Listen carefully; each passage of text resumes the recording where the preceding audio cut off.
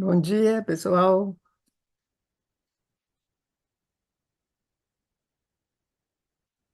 Então, hoje nós vamos começar com um texto de Saint-Preux, que é, que é a conclusão do livro Cherubindo, ou A Aventura da Consciência, que foi traduzido e foi publicado aqui foi traduzido e publicado aqui no Brasil. E eu acho que no mesmo momento que nós publicamos A Vida Divina, então já há alguns anos que esse livro foi publicado. E, e foi traduzido e publicado, e eu não sei até onde ele é conhecido aqui. Se vocês já leram, quer dizer, assim, se alguém não leu ainda, eu sugiro ler. É um livro muito bonito. Claro, o original é em francês. E então eu escolhi um texto hoje, que é o final do livro. E, quer dizer, a tradução não é minha, mas eu considero uma boa tradução. E a apresentação do livro também é muito boa. O livro é um livro bonito. E então vamos começar com esse texto hoje. E como vocês sabem, quer dizer, quem já leu alguma coisa de Sartre, Sartre tem uma maneira muito peculiar, né, de escrever. Assim, ele tem um estilo assim muito dele e muito pessoal, e em algum momento assim bastante poético, mas que pode ser também, em certo momento, sobretudo em uma tradução, né, que é sempre quando é uma linguagem assim um pouco particular, a tradução é mais complexa, né? Quer dizer, traduzir essa qualidade para uma outra língua não é tão evidente. Mas vamos tentar, né? Então vamos começar com esse texto. Então se chama O Fim que está sempre no começo.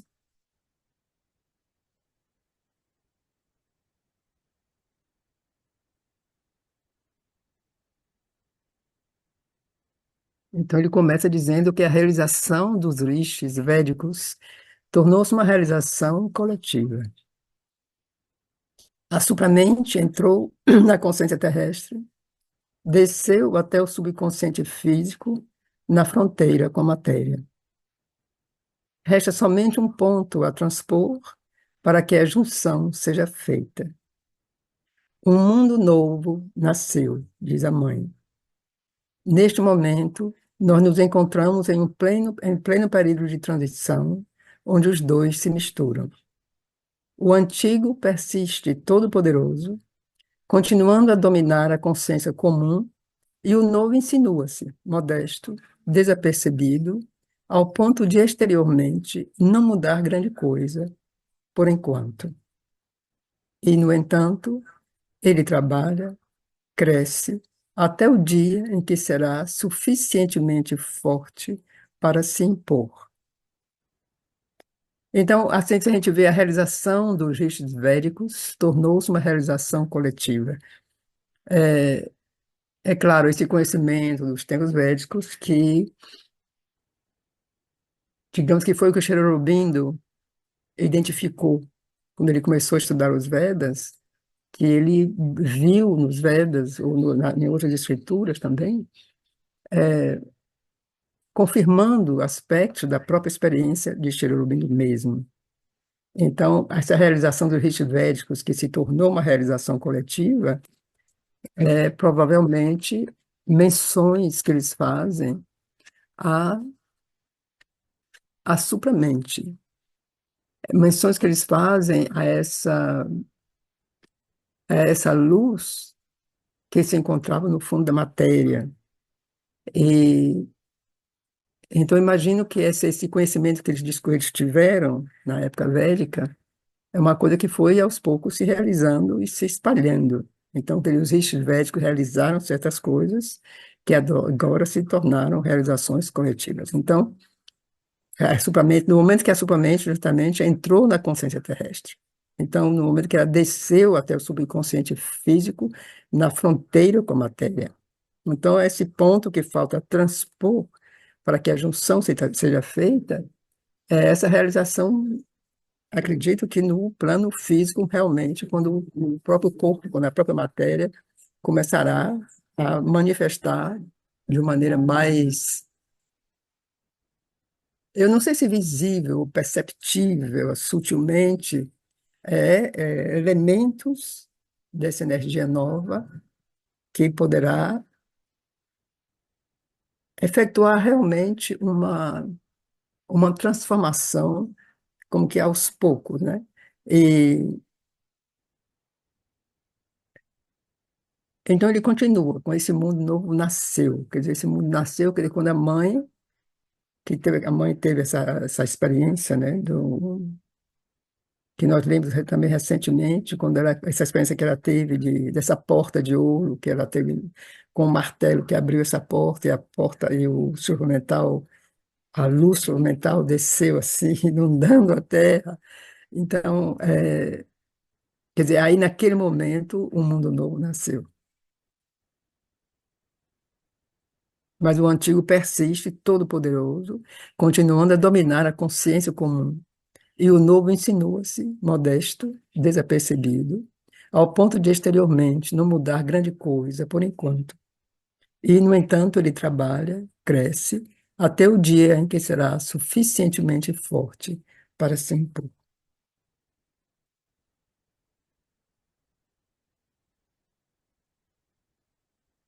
Existe uma dificuldade muito consciente que resiste, como porta de bronze, ao novo mundo. E não é o nosso materialismo, como alguns se comprazem em dizer. Se os cientistas forem sinceros, certamente serão eles os primeiros a alcançar a verdade. Mas a enorme carapaça espiritual sob a qual enterramos o espírito. Então, ligando as frases, eu quero dizer, existe uma dificuldade muito consciente que resiste como porta de bronze ao novo mundo. E não é o nosso materialismo, como alguns se comprazem em dizer, mas é a enorme carapaça espiritual sob a qual enterramos o espírito.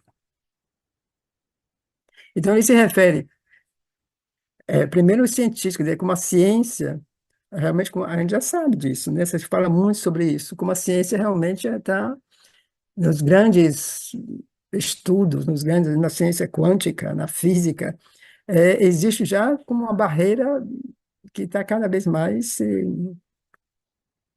ficando transparente, né? Essa relação entre a ciência, a metafísica e a espiritualidade, e o reconhecimento dessa energia que podemos chamar a divindade. Então, tudo isso, a ciência começa realmente quer dizer, não está ainda no livro de escola, mas é uma coisa que quando você lê certas coisas, você já se fala, quer dizer, a ciência já se fala cada vez mais nisso, desse limite, né, desse desconhecido, digamos, que está fora do limite da ciência, ou que a ciência não abrangeu, mas que percebe já que existe.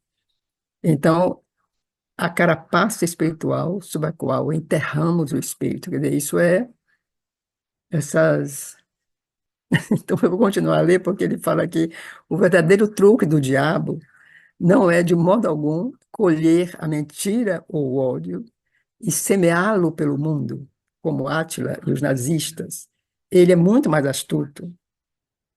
Porém, apoderar-se de uma pequena porção da verdadeira verdade e deformá-la. Nada é mais duro que uma verdade pervertida. A mentira herda toda a força da verdade que encerra. Então, é que é Então, essa carapaça espiritual, sob a qual enterramos o espírito, eu acredito que a gente tem que considerar que esse livro foi escrito nos anos 60, e muitas coisas também já evoluíram a partir disso. Mas ele se refere aqui às formas, né, religiosas, essa espiritualidade que dividiu a matéria e o espírito, né, que separou a matéria do espírito. E o fato que, como ele diz aqui, o diabo não é de modo algum O truque do diabo não é de modo algum colher a mentira ou o ódio e semeá-lo pelo mundo, como Átila e os nazistas. Ele é muito mais astuto. Então, isso é interessante, porque Átila ou os nazistas é como se, de uma certa maneira, se pode ver, como que muito claro essa presença, digamos, do mal. Mas hoje em dia é tão difícil, principalmente é isso que ele diz aqui, porque justamente em muitas situações tem um pouco de verdade. Se a gente olha, se a gente analisa bem, você tem sempre uma coisa tem uma gotinha de verdade, mas que está completamente deformada. Então é isso que ele diz: nada é mais duro que uma verdade pervertida. A mentira herda toda a força da verdade que encerra. Aqui eu chamo a atenção também por uma linguagem, porque Cherubino, por exemplo, se a gente lê, quando lê Cherubino, Cherubino ele nunca, ou não é que nunca, mas raramente ele usa a palavra mentira. Então ele vai usar sempre falsehood, quer dizer, a falsidade, aquilo que não é verdadeiro. Mas nesse sentido que não é a verdadeiro como oposto daquilo que é mentiroso. Quer dizer, raramente Cherubino usa a palavra mentira. O francês sempre traduz a falsehood como mentira. Mas se você lê Cherubim, o original de Cherubim, ele raramente fala, como se inclusive tem um momento onde ele diz que a verdadeira mentira é muito rara, justamente porque por trás de uma mentira tem essa gota de verdade. Então essa mentira absoluta, essa mentira que muitas vezes é posta assim com letra maiúscula, é muito rara.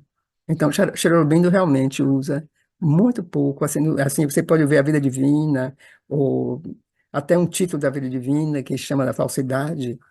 é, Ele raramente usa a palavra mentira, ele usa falsidade. E foi uma coisa que eu descobri em um certo momento, me veio quando eu traduzi a Vida Divina, que ele estava usando também isso, né, mentira, porque a gente sempre é uma mentira. E aí me dei conta que existe a palavra mentira em inglês e o Cherubino não usa. Ele usa falsehood. Então aí eu me dei conta aí eu mudei, comecei a traduzir como falsidade. Então, sabe, para mim usa essa mentira e então eu só quero chamar a atenção disso, que muitas vezes a mentira dá uma coisa, uma ideia muito absoluta de uma situação, e essa coisa absoluta é uma coisa que Aurobindo raramente expressa, essa coisa assim absoluta, né, que é uma mentira. E, mas a gente entende o que ele quer dizer, é claro, sabe, é claro, né? Mas só para acrescentar isso.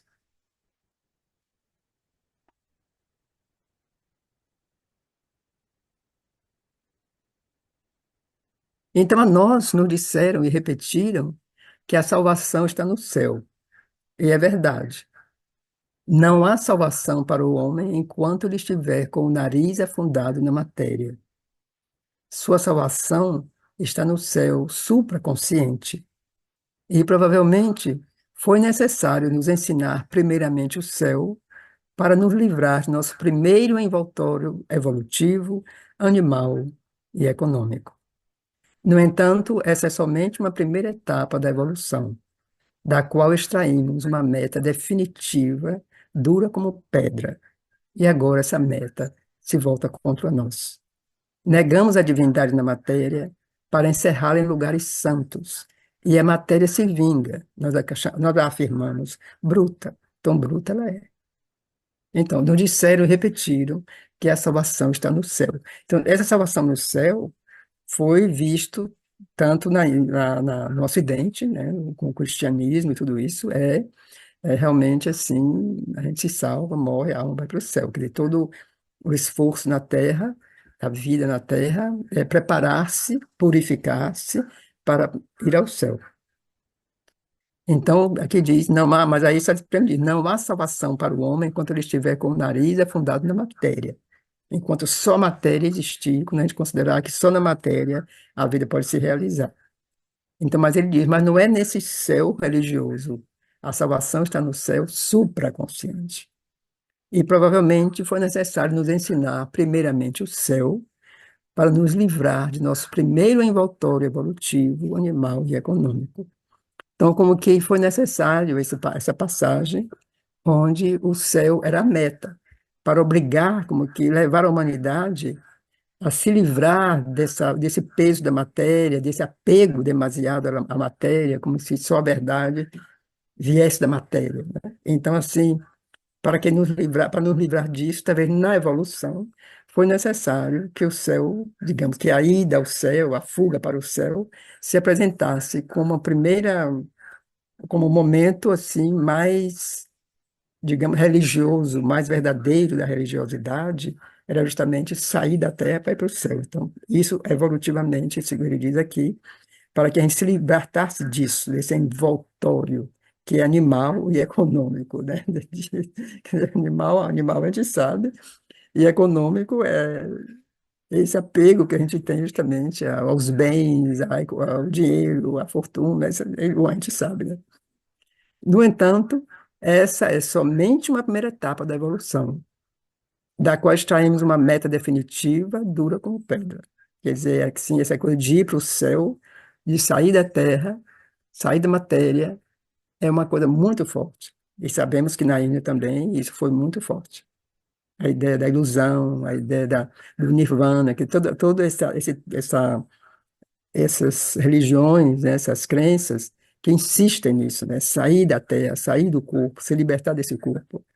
E agora essa meta se volta contra nós, negando a divindade na matéria para encerrá-la em lugares santos. E a matéria se vinga. Nós a afirmamos bruta, e bruta ela é. Então, eu acho que aqui ele se refere ao que se tornou esse plano material onde a gente vive. Quando ele diz a matéria se tornou como que bruta, nós a fizemos, né?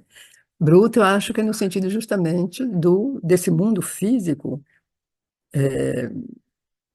voltado como é hoje, né? Atraente, é um mundo que é bruta no sentido de ser, inclusive, irreal, quer dizer, uma matéria um plano físico que justamente sai de sua base física original, de sua, como se pode dizer, da natureza, que ele sai da natureza original e criou um mundo fictício.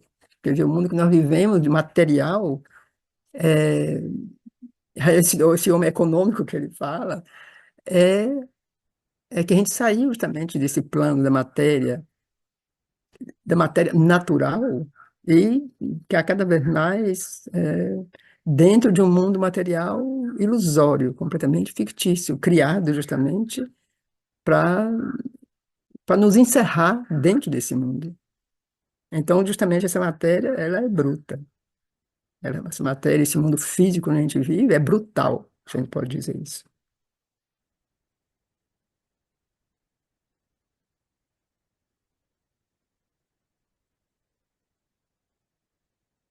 Enquanto aceitarmos esse desequilíbrio, não haverá esperança para a Terra.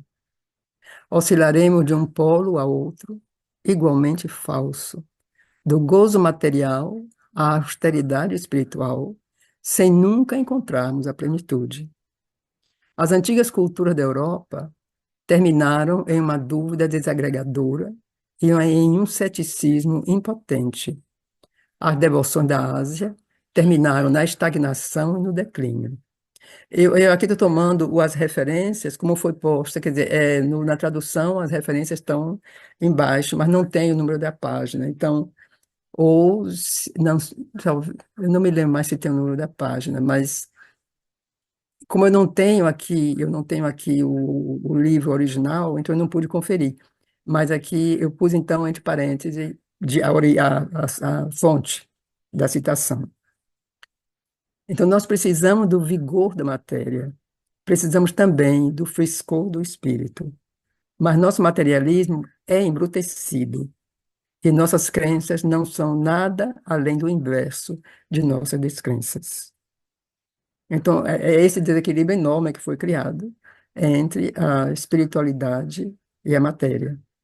E nós podemos ver até hoje essa necessidade que está surgindo cada vez mais de muitas pessoas se refugiarem justamente na natureza, como uma recusa a essa civilização, né, se a gente pode chamar, e se refugiar de volta na natureza. Quer dizer, esse equilíbrio, digamos, entre uma uma situação que pode conciliar perfeitamente o, um certo bem-estar, que pode estar também em lugares urbanos, digamos assim, e sem ser essa coisa extrema, né, materialista, mas não ser, criando, nós estamos criando mais uma vez essa dualidade, confirmando essa dualidade cada vez mais, porque as pessoas, quando se tornam mais sensíveis a justamente esse mundo aparente, né, de material, físico, brutal, as pessoas querem se refugiar em um lugar silencioso, tranquilo, verde. É como, mais uma vez, há essa, criando uma nova dualidade, de certo modo. E, mas há uma intenção, quer dizer, nesse sentido,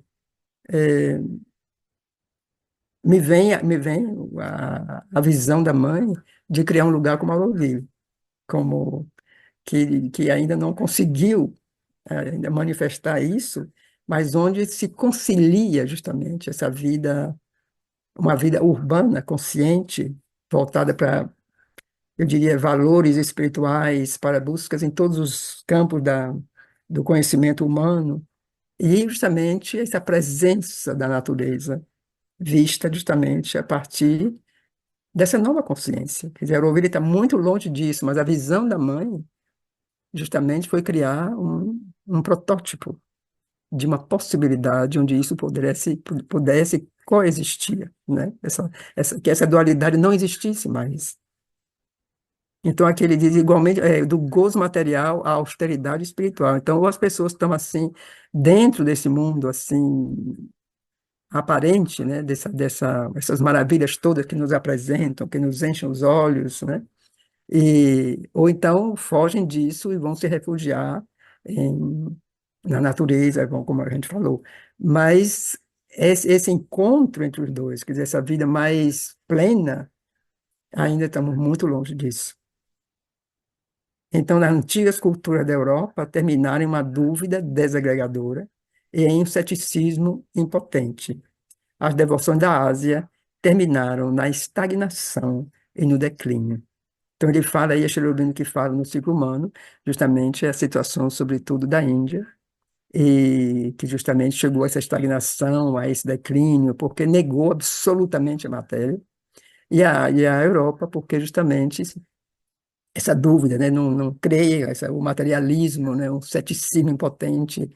E aí esses dois polos que no último século nós vimos uma grande mudança nisso, quer dizer, a Índia já não é mais isso, esse declínio, a Índia já também, e a Europa está também lutando para encontrar, digamos, a sua alma, né? E então nós precisamos do vigor da matéria, precisamos também do frescor do espírito, mas nosso materialismo é embrutecido e nossas crenças não são nada além do inverso de nossas descrenças.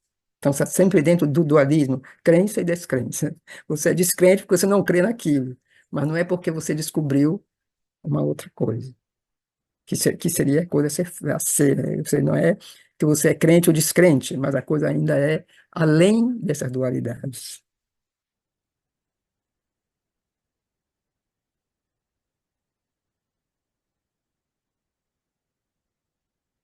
O ateu é Deus que brinca de esconde-esconde com ele mesmo.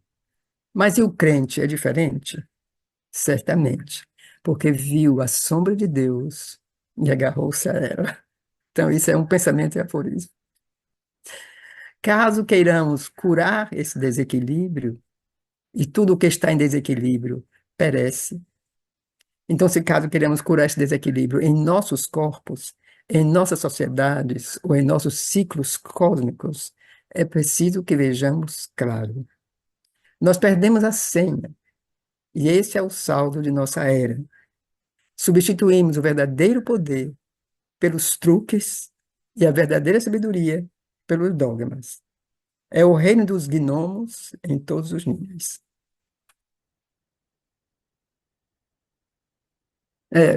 É, nós perdemos a senha. Me vem essa coisa do esquecimento, né? Quer dizer, perdemos a senha, esquecemos nossa origem, E estamos aqui, onde estamos, nesse caos, nessa ignorância cada vez mais. Substituímos o verdadeiro poder pelos truques e a verdadeira sabedoria pelos dogmas. É o reino dos gnomos em todos os níveis. A gente tem impressão quando vê isso assim, né? A sociedade hoje, como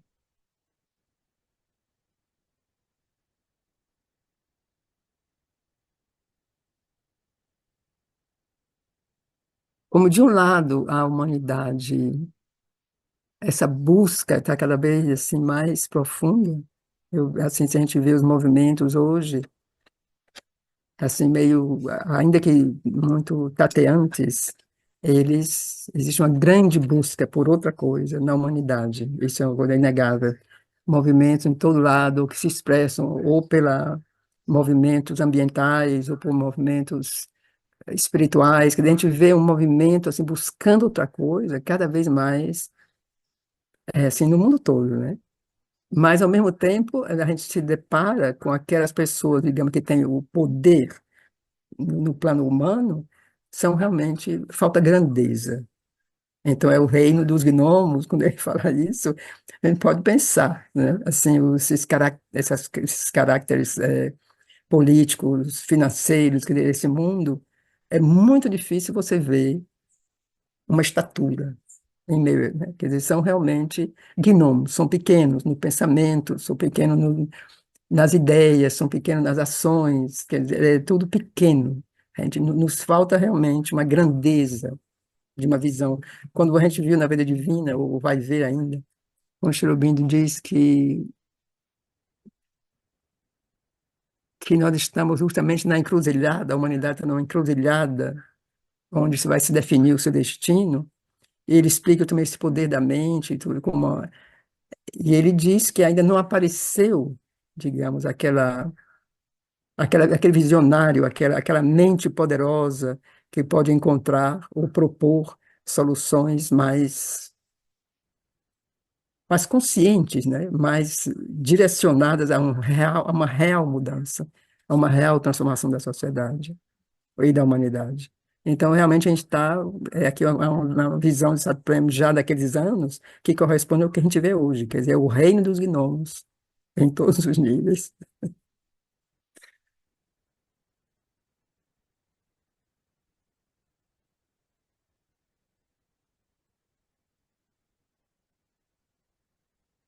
E será cada vez mais o reino dos gnomos, se não acabarmos com as meias verdades mortificantes do céu ou da terra, para mergulharmos na verdadeira fonte, dentro, e reencontrarmos o segredo prático do espírito na matéria, imortal nos mortais.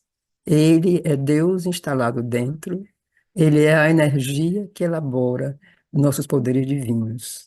Então, isso é uma citação do Rig Veda. Imortal nos mortais, ele é Deus instalado dentro. Ele é a energia que elabora nossos poderes divinos. Ele, aí a gente volta à Gita, né? A volta a Krishna, quando Krishna diz: Eu sou aquele que está no coração de todas as criaturas, né? É o Parabrahman, é o Purushottama. Então é Krishna ele mesmo, que está no coração de todos. Então ele é Deus instalado dentro. Ele é a energia que elabora nossos poderes divinos. Então, conhecedores desse segredo, nem os rishis, nem os sábios dos antigos mistérios fizeram a enorme divisão que nos mina. Então, eles diziam, eles reconheciam, né? Nosso pai, o céu, nossa mãe, a terra. Quer dizer, a gente separou, quer dizer, tem o céu e a terra. Mas não houve essa integração, quer dizer, a terra é a nossa mãe, o céu é nosso pai. Eles não resolveram a dificuldade remetendo nossa plenitude ao além. Então, eles disseram, quer dizer, aqueles antigos conhecedores desse segredo, desse mistérios, né? Conquistemos aqui mesmo, aqui mesmo, nesse corpo, nessa terra.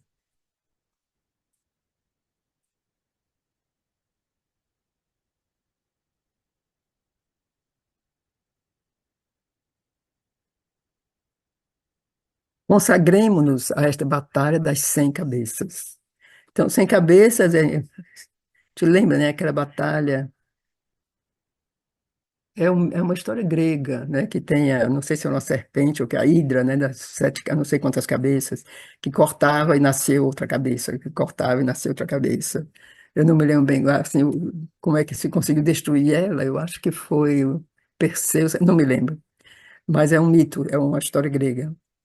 Então, ao chegar ao cimo da consciência, eles não se evaneceram em um pálido êxtase. Quer dizer, esses sábios, né, que os védicos, os tempos gregos, os grandes sábios de qualquer época, eles, quando chegaram ao cimo da consciência, eles não desapareceram em um êxtase pálido, como ele diz. Então, aí eles deram, mais uma vez, os Vedas.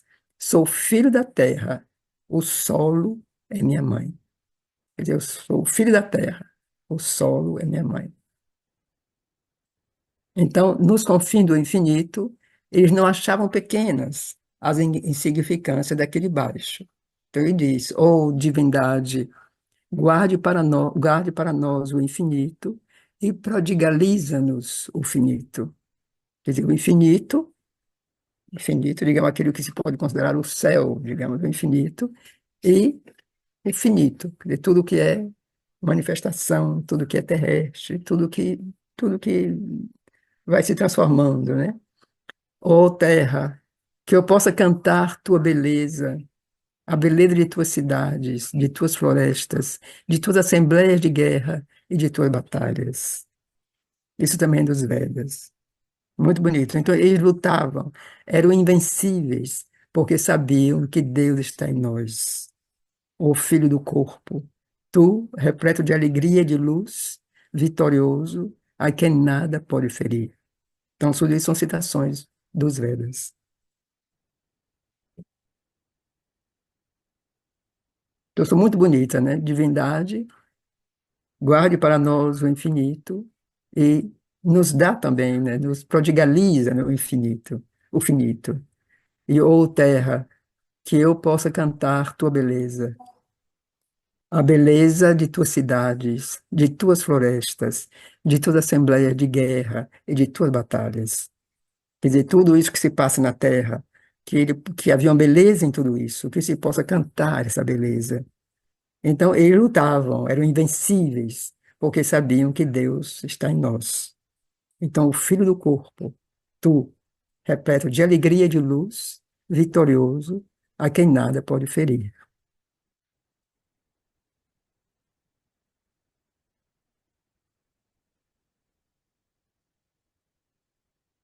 Uma verdade triunfante de homens erguidos, para quem a morte é uma mentira e uma derrota. Uma verdade da alegria divina na terra. Sem dúvida, sua verdade era prematura para as hordas da Europa, que tinham necessidade de ouvir falar do céu antes que da terra. Mas talvez tenha chegado finalmente o tempo de revelar os mistérios, quer sejam védicos, órficos, alquímicos ou cátaros, e de reencontrar a verdade completa dos dois polos em uma terceira posição, que não é a dos materialistas nem a dos espiritualistas.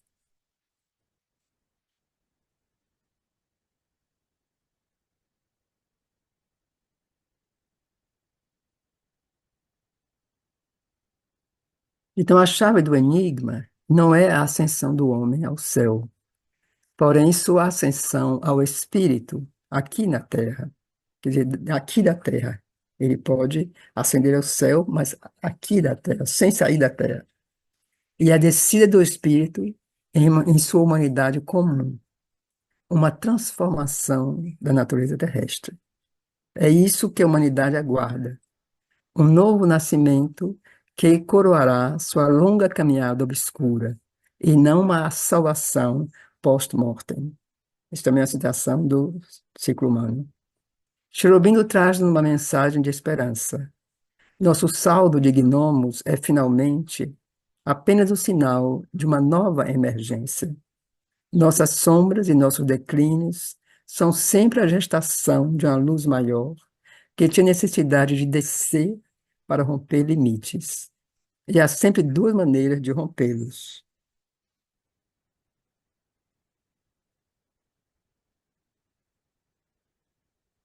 por excesso de luz ou por excesso de sombra. Mas uma precipita nossa noite na luz e a dissolve. A outra precipita a luz em nossa noite e a transmuta.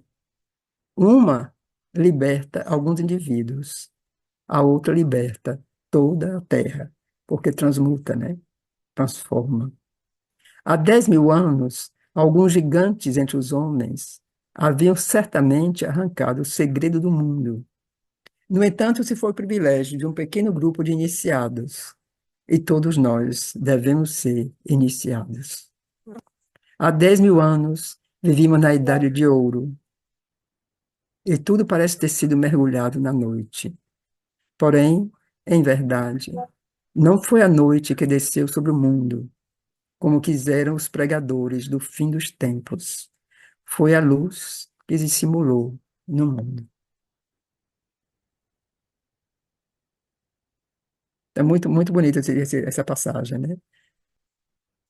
Então, há 10.000 anos, alguns gigantes, quer dizer, esses sábios, né, que ele mencionou precedente, né, no parágrafo precedente, então, alguns gigantes entre os homens haviam certamente arrancado o segredo do mundo. Eles descobriram coisas essenciais. No entanto, isso foi privilégio de um pequeno grupo de iniciados. E todos nós devemos ser iniciados. Então, esse conhecimento será o conhecimento que todos temos o direito de ter e que devemos chegar a isso em algum momento. Então, há 10.000 anos, vivíamos na Idade de Ouro e tudo parece ter sido mergulhado na noite. Porém, em verdade, não foi a noite que desceu sobre o mundo, como quiseram os pregadores do fim dos tempos. Foi a luz que se dissimulou no mundo.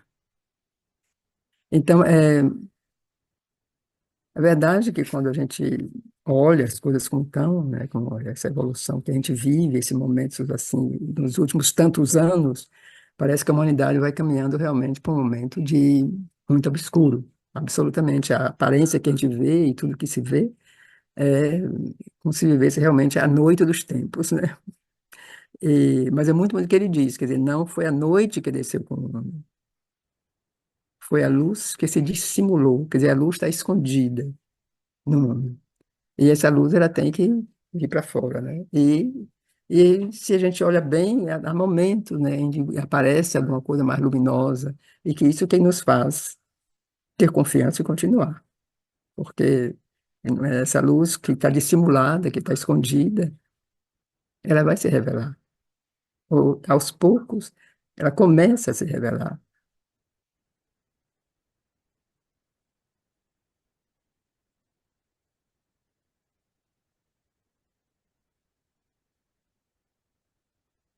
Era necessário que o segredo fosse esquecido.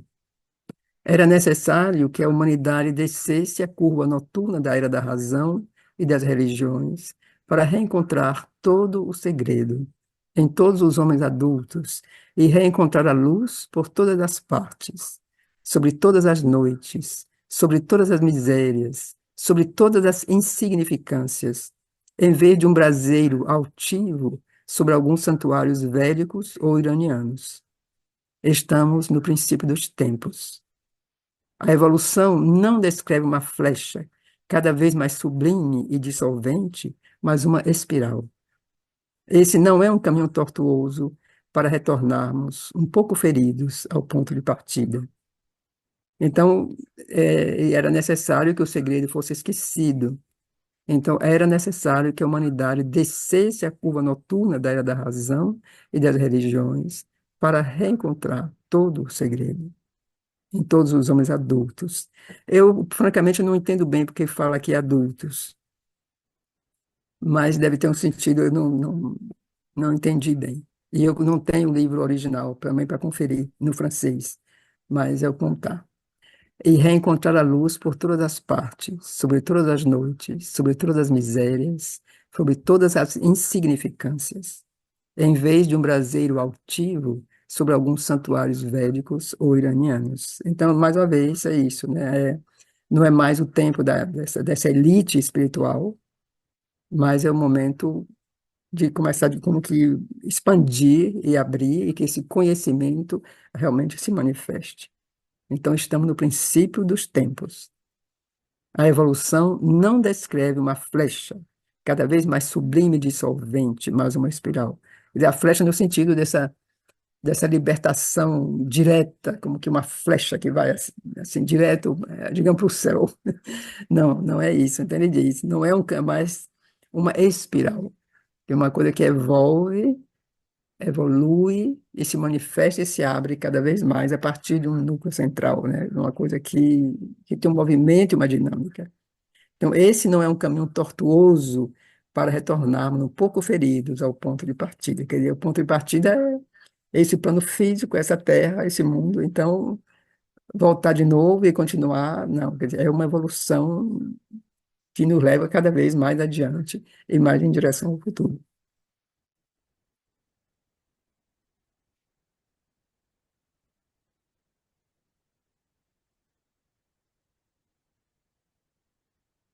Então, é ao contrário, que esse mundo é ao contrário, para ensinar à criação inteira a alegria de ser, a beleza de ser, a grandeza de ser e o desenvolvimento perpétuo, perpetuamente progressivo dessa alegria, dessa beleza, dessa grandeza.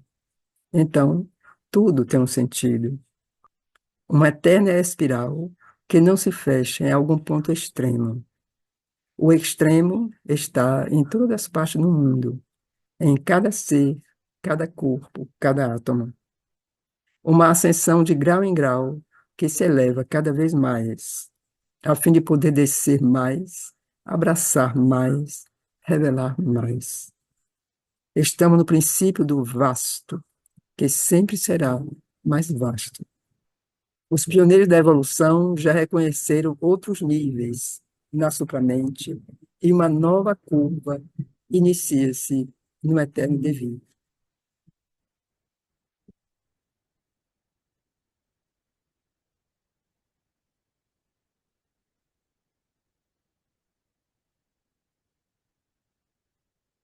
Tudo muda em cada altura conquistada.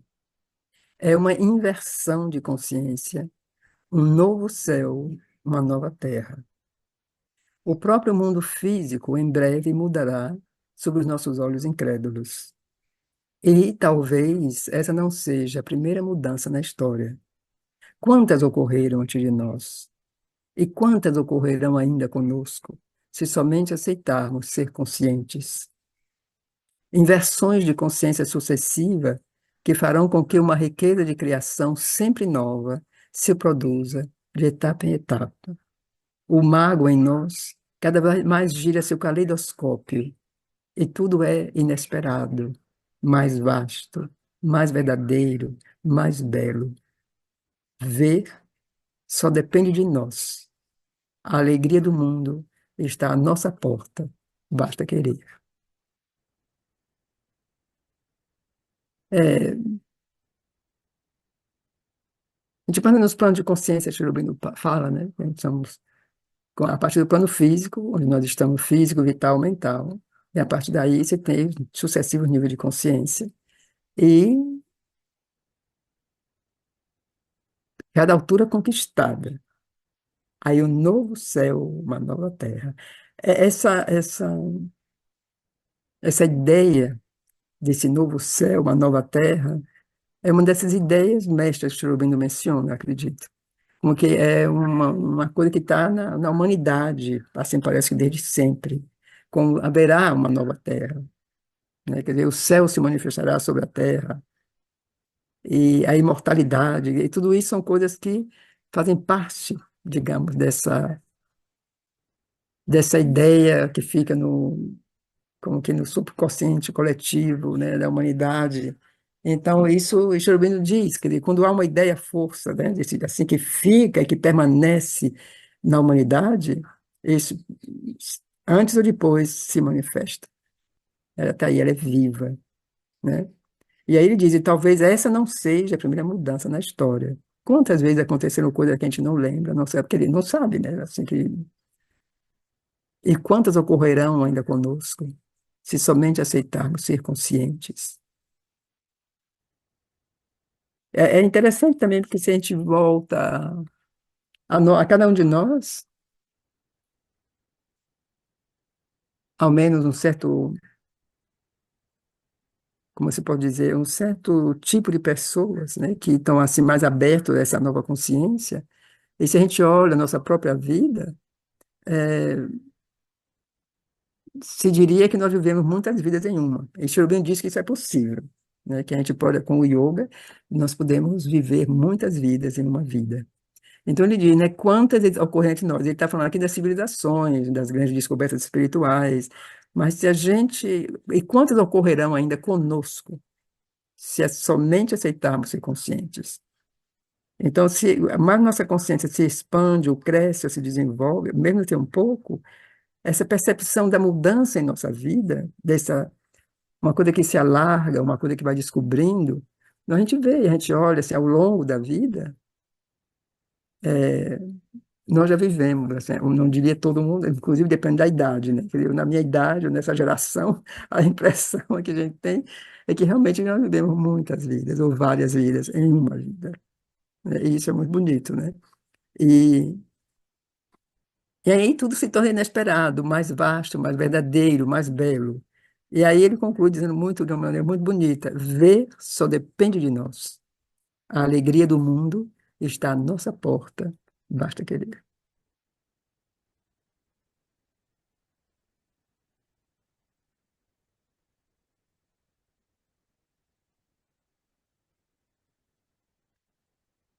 Então a dor da terra é o resgate de sua alegria aprisionada. Para a alegria, não para o sofrimento, esta terra foi criada. Então, isso é uma citação que eu penso sempre em Ricardo, que é uma citação que ele usa, né? Então, esse é o segredo.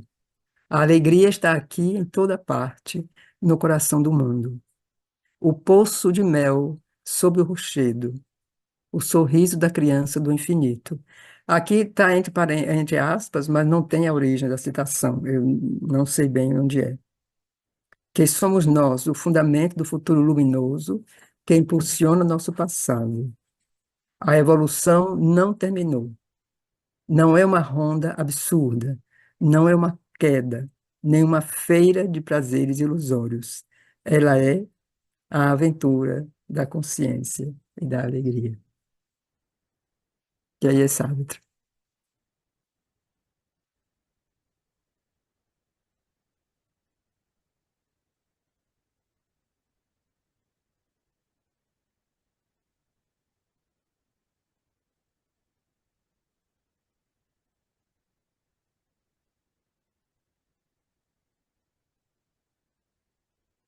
Então, esse é o título do livro. Essa é a pessoa que traduziu. E ele se encontra disponível online.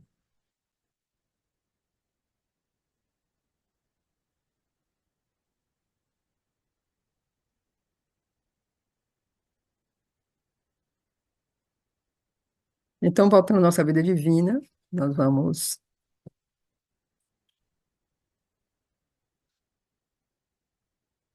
retomar nosso capítulo, a página 836.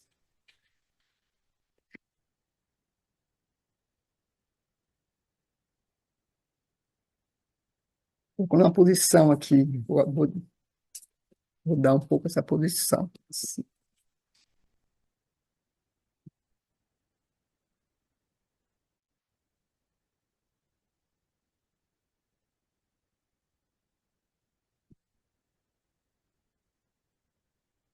Nós vamos começar desse parágrafo, que nós lemos desse parágrafo o mês passado, não, a última leitura que nós fizemos. Nós lemos esse parágrafo, concluímos com esse parágrafo, mas eu pensei de retomar agora, a partir desse parágrafo, e aí continuar. Então, mas Ah, não, desculpem, a página é 834, é a página precedente.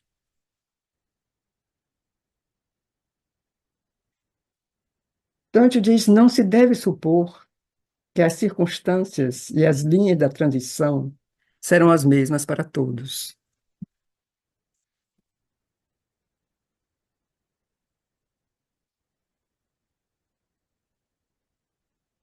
Pois aqui entramos no domínio do infinito. Mas visto que por trás de todas elas há a unidade de uma verdade fundamental, pode-se esperar que o escrutínio de uma linha de ascensão particular traga luz ao princípio de todas as outras possibilidades de ascensão. O escrutínio de uma linha é tudo que pode ser tentado. Então, essa linha é governada, como todas devem ser, pela configuração natural da escada ascendente. Nessa escada, há muitos degraus, pois é uma gradação ininterrupta. E não há intervalos em lugar algum. Mas, do ponto de vista da ascensão da consciência a partir da mente, seguindo uma série ascendente de poderes dinâmicos que permitem à mente sublimar-se, a gradação pode resumir-se a quatro ascensões principais, com cada uma com seu nível mais alto de realização. Essas gradações podem ser descritas de maneira sucinta como uma série de sublimações da consciência que passa pela mente superior, a mente iluminada e a intuição, até a sobremente e além. Então, vamos repetir. Essas gradações podem ser descritas de maneira sucinta como uma série de sublimações da consciência, que passa pela mente superior, a mente iluminada e a intuição, até a sobremente e além. Há uma sucessão de autotransmutações, no cume da qual se encontra a supramente ou gnose divina.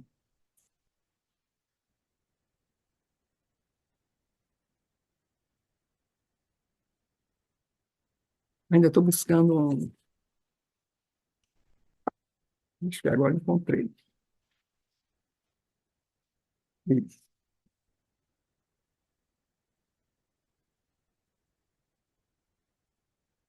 Então, isso são nível de consciência, né? Como a gente já foi mencionado aqui várias vezes, esse nível de consciência, que é a partir da nossa mente onde estamos aqui, que é, digamos, o plano mais baixo, né? No plano evolutivo. Então, a partir disso, nós temos a mente superior, a mente iluminada, a intuição e a sobremente. E aí, depois disso, você tem a supramente ou gnose divina, que é até onde, digamos, a mente, nós, digamos, como humanos, podemos, de certo modo,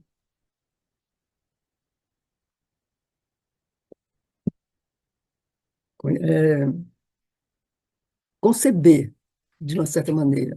Quer dizer, a partir disso, quando você entra já no Satchitananda, já é outro domínio, né? Mas até esses elementos são como ainda, mesmo que a gente não consiga visualizar, né, esses planos, mas a mente pode já conceber.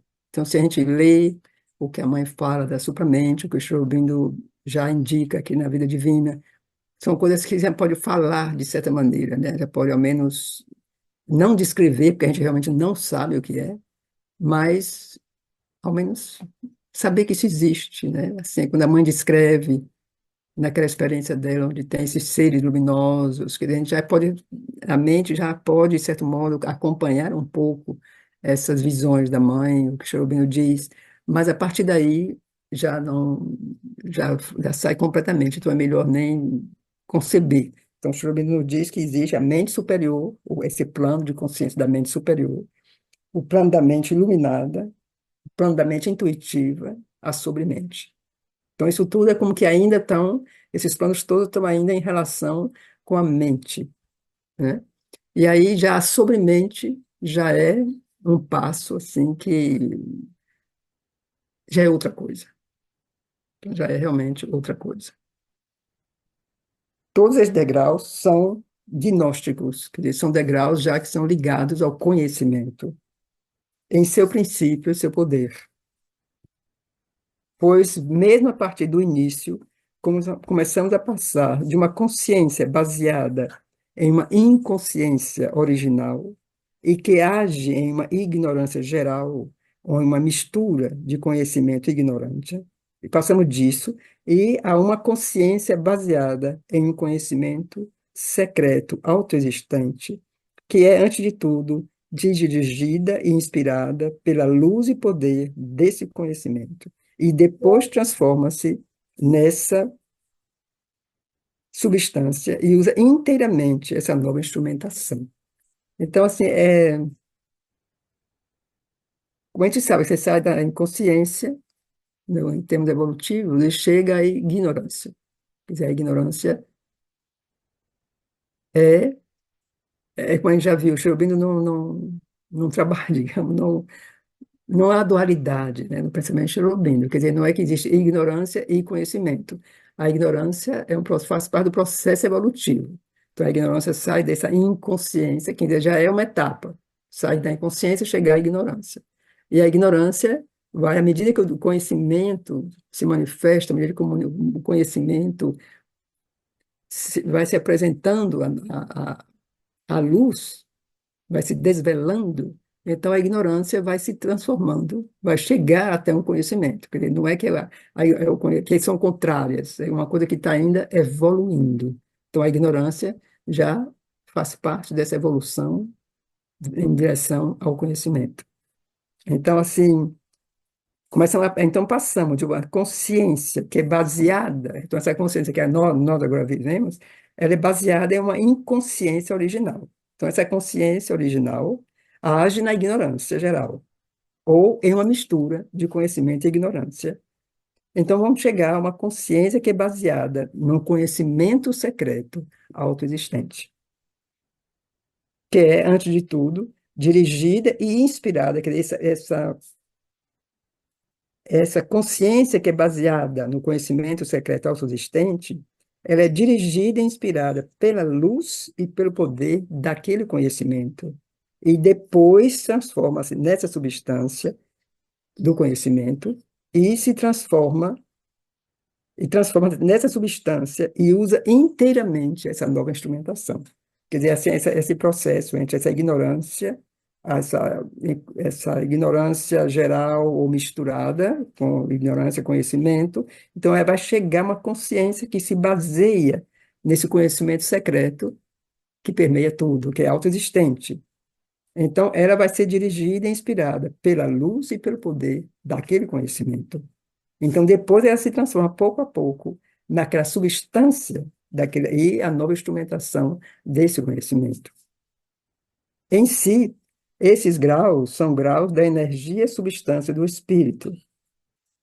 Não devemos supor, porque os distinguimos, segundo o seu caráter dominante, o meio e poder de seu conhecimento, que eles sejam meramente um método, um caminho de conhecimento, ou uma faculdade ou um poder de cognição. Eles são domínio de ser, graus da substância e energia do ser espiritual, campo de existência, que são cada um nível de consciência força universal, constituindo-se e organizando-se em um estado mais elevado. Né? Então, são planos de consciência, como agora a gente vive no plano mental, há um plano de consciência que é da mente superior, há um plano de consciência da mente iluminada, há um plano superior da mente intuitiva, e aí há a sobremente. Então, são planos de consciência, são planos de existência.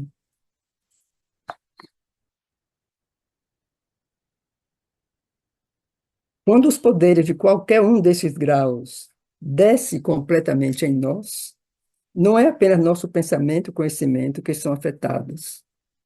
A substância e a própria textura de nosso ser e consciência, todos os seus estados e atividades são tocados e penetrados e podem ser remodelados e completamente transmutados. Então, como se passa justamente dessa mente nossa, dual, ainda muito ligada à ignorância, quando se passa justamente essa mente, passa a esse mental, essa mente superior, essa mente, essas gradações, então isso não acontece só, eu diria aqui, quando qualquer um desses planos desce completamente em nós, não é apenas nosso conhecimento e pensamento e conhecimento que são afetados. A própria textura, a substância de nosso ser e consciência, todos os estados e atividades são tocados e penetrados e podem ser remodelados e completamente transmutados. É como que a maneira de ver o mundo, a maneira de se relacionar, a maneira de viver, tudo isso muda, né? Cada estágio dessa ascensão é, portanto, uma conversão geral, se não total, do ser, em uma luz e um poder novos de uma existência maior. Então, é como que é uma abertura a esses planos mais vastos de consciência e, como se poderia dizer, e pouco a pouco nos dá a capacidade de conceber cada vez um pouquinho mais daqueles planos mais superiores, ligados à supramente. Eu acho que quando você chega já a uma mente iluminada, uma mente intuitiva, já é mais, digamos, evidente, talvez, não sei se é a palavra, mas me vem essa palavra, mas é mais evidente não só a existência desses planos, mas uma certa certeza, uma certa percepção bem real de como eles poderiam ser, esses planos, digamos, da sobremente, desculpem, da supramente. Então, a própria gradação, essa gradação que nós falamos, depende fundamentalmente da qualidade superior ou inferior da substância. Depende da potência, da intensidade de vibrações do ser, sua autopercepção, o deleite e a força de sua existência. À medida que descemos a escala, a consciência torna-se cada vez mais reduzida e diluída, de fato densa por sua crueza mais grossa. Quer dizer, quando a gente fala a viagem inversa, quando acontece, quando na involução, né, quando a consciência desce, então ela vai se tornando cada vez mais reduzida e diluída, de fato densa por sua crueza mais grossa. Enquanto compacta é a substância da ignorância, essa consistência grosseira admite cada vez menos a substância da luz. Sua pura substância de consciência se empobrece, seu poder de consciência se reduz, sua luz atenua-se, sua capacidade de deleite também se atenua e enfraquece. Já deve recorrer à massa mais espessa de sua substância diminuída e utilizar a grandes penas sua força obscurecida para conseguir alguma coisa. Mas esses grandes esforço e labor são sinais não de força, mas de fraqueza. À medida que nos elevamos, ao contrário, uma substância mais fina emerge, muito mais forte e verdadeira e espiritualmente concreta. Uma luminosidade maior e uma substância de consciência mais poderosa, uma energia de deleite mais sutil, mais doce, mais pura, com êxtase mais intensos. Aqui eu devo dizer que, como o Sri Aurobindo diz, à medida que descemos a escala, a consciência torna-se cada vez mais reduzida e diluída. Eu aqui hesito, porque eu não sei se é uma coisa que existe no humano, como se um humano pode descer na inconsciência dessa maneira. Aí eu não sei, quer dizer, eu prefiro não comentar, porque eu não, talvez no momento que nós vamos abrir para conversar um pouco, se alguém quer dizer alguma coisa sobre isso, mas eu não consigo afirmar nada, eu fico na dúvida se isso realmente, se um ser humano por suas ações, por suas decisões, por suas preferências, se pode haver na humanidade indivíduos que possa fazer esse processo inverso. Eu hesito em falar sobre isso porque eu não sei, eu acho um campo bastante complexo. É, porque ele diz isso aqui e eu não sei se ele fala justamente do processo involutivo que vai evoluir depois, ou se isso é algo que pode suceder com a humanidade, com indivíduos, ou com grupos, ou com a humanidade, não sei. Então, deixo isso em aberto. Então, à medida que nos elevamos ao contrário, à medida que nos elevamos ao contrário, uma substância mais fina emerge, muito mais forte e verdadeira, espiritualmente concreta, uma luminosidade maior e uma substância de consciência mais poderosa, uma energia de deleite mais sutil, mais doce, mais pura, com êxtase mais intensos. Na descida desses graus superiores em nós, é essa luz e essa força maiores, essa essência de ser e consciência, essa energia de deleite que entram na mente, na vida, no corpo. Mudam e restauram sua substância diminuída, diluída e impotente, e a convertem em sua própria dínamo espiritual superior e mais forte, na forma e na força intrínsecas da realidade. E isso é possível porque tudo é fundamentalmente a mesma substância, a mesma consciência, a mesma força, mas com formas, poderes e graus diferentes. A integração do inferior pelo superior seria, portanto, um movimento possível e mesmo espiritualmente natural, se não fosse pela inconsciência de nossa segunda natureza. O que foi projetado do estado superior é abarcado e integrado em seu próprio ser maior, em sua própria essência, do ser humano, né, que está falando. Então, nosso primeiro passo decisivo para sair de nossa inteligência humana, nossa mentalidade normal, é a ascensão a uma mente mais elevada. Uma mente que não é mais uma mistura de luz e obscuridade, ou uma meia-luz, mas uma vasta claridade do espírito. Sua substância de base é a percepção unitária do ser e uma dinamização múltipla e poderosa, capaz de formar aspectos do conhecimento e via de ação inumeráveis, formas e significados inumeráveis do devenir, e ter um conhecimento inerente, espontâneo de cada um deles. Esse é, portanto, um poder proveniente da sobremente, mas com a supramente como sua origem mais distante, como é o caso de todos esses grandes poderes. Seu caráter especial e a atividade de sua consciência são dominados pelo pensamento. Essa é uma mente pensante luminosa, uma mente de conhecimento conceitual nascido do espírito. Uma percepção total que emerge da identidade original e traz consigo as verdades que a identidade continha em si mesma. Tal é o caráter dessa mente de conhecimento superior. Ela concebe de modo rápido, vitorioso e inumerável. Formula suas concepções e, pelo poder próprio da ideia, as realiza efetivamente.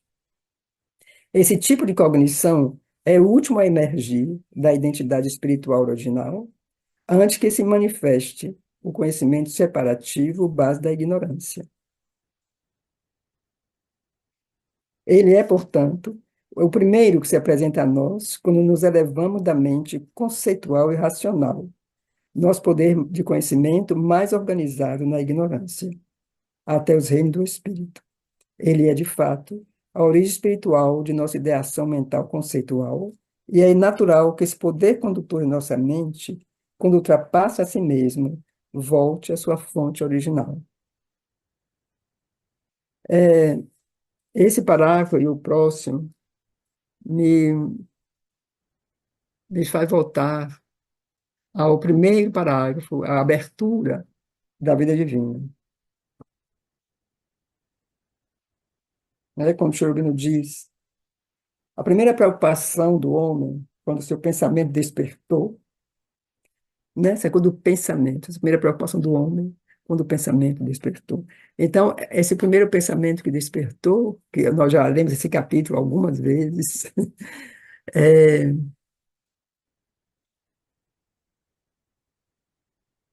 se a gente vê essa viagem, né, que Chauvin nos conduz, né, nesse livro, desde esse pensamento que despertou, que ele fala aqui, que sobrevive aos longos períodos de ceticismo e retorna, quer dizer, entre esse pensamento aqui, que está escrito até com letra minúscula, e esse pensamento que ele fala aqui, com um P maiúsculo, né? Então, é uma grande, quer dizer, foi essa grande viagem que nós fizemos nesse livro. Quer dizer, desde aquele momento que o pensamento despertou, que aí vem todo esse processo humano, dessa viagem para descobrir aquilo que o pensamento começou a perguntar, né, nos tempos imemoriais, e aí chegar esse pensamento iluminado, intuitivo, que já concebe, que já pode ver, que já tem as ideias, né? E já não é mais baseado em certos conceitos, quer dizer, já é um outro nível de pensamento. Então, eu acho essa viagem, assim, chamar a atenção disso, né? Quer dizer, a diferença, essa evolução enorme da humanidade entre aquele pensamento inicial, quando o pensamento começou, que a gente nem sabe bem como é que esse conhecimento começou.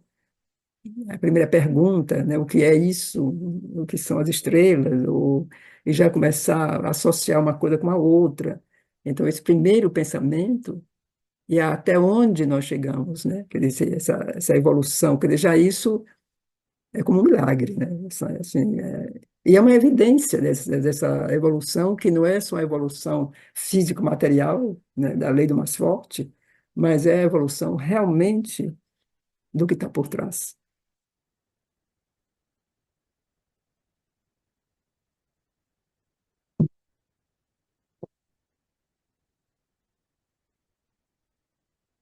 Então, aqui nesse pensamento maior, a racionalização com sua busca e autocrítica não é mais necessária. Quer dizer, a razão já não precisa mais. Nem a emoção lógica, que avança passo a passo em direção à conclusão. Quer dizer, as descobertas científicas, por exemplo, que descobre uma coisa, vai descobrindo a outra. Então, esse conhecimento já é, esse pensamento, ele já é direto, ele já está ligado à origem, ou já está próximo da origem. Então, ele já vê, ele é outra coisa. Ele não necessita nem o mecanismo da dedução e inferência, quer dizer, chega a isso por causa disso, né? Já não é mais explícito ou implícito, nem a construção ou encadeamento metódico de ideia com ideia para chegar a uma soma ou resultado ordenado do conhecimento, pois essa ação claudicante de nossa razão é ainda um movimento da ignorância, em busca do conhecimento, obrigada a proteger-se do erro a cada passo. Então, tem que provar um passo, aí tem que provar que esse passo é justo, e aí faz o outro passo. Então, não é mais isso. Que ele é obrigado a erigir uma estrutura mental seletiva como seu abrigo temporário e dar-lhe como base alicerces já assentados, e assentados com cuidado, mas jamais firmes. A ciência a gente sabe, ela descobre uma coisa agora. E aí, daqui a 10 anos, pode até voltar atrás, descobrir uma outra coisa que vai acrescentar aquela. Então, é sempre com cuidado, né? São passos que não são jamais firmes, porque não se apoiam no solo de uma percepção natural, mas são impostos em um solo de insciência original. Quer dizer, enquanto esse conhecimento, esse pensamento estiver baseado nessa ignorância, então ele vai ser sempre isso. Também isso que ele descreve aqui, assentados com cuidado, jamais firmes, porque não se apoiam no solo de uma percepção natural, mas são impostos em um solo de insciência original.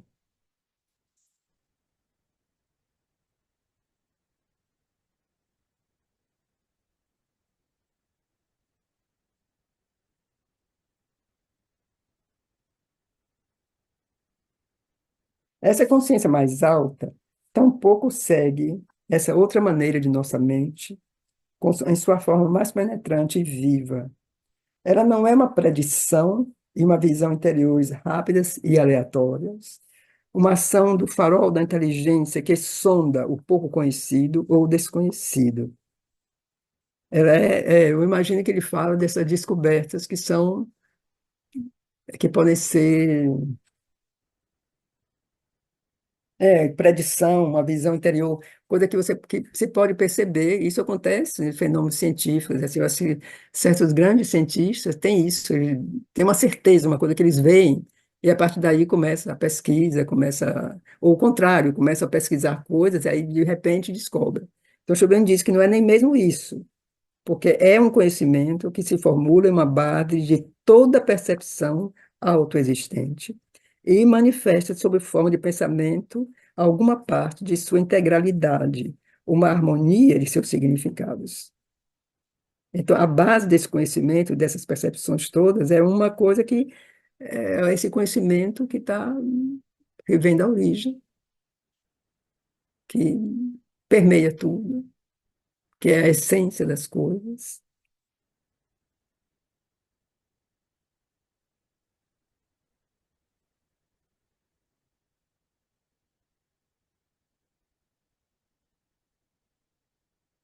Então, essa consciência ela pode se expressar livremente em ideias isoladas, mas seu movimento mais característico é uma ideação em massa, um sistema que abarca tudo com um só olhar, a totalidade de uma visão da verdade.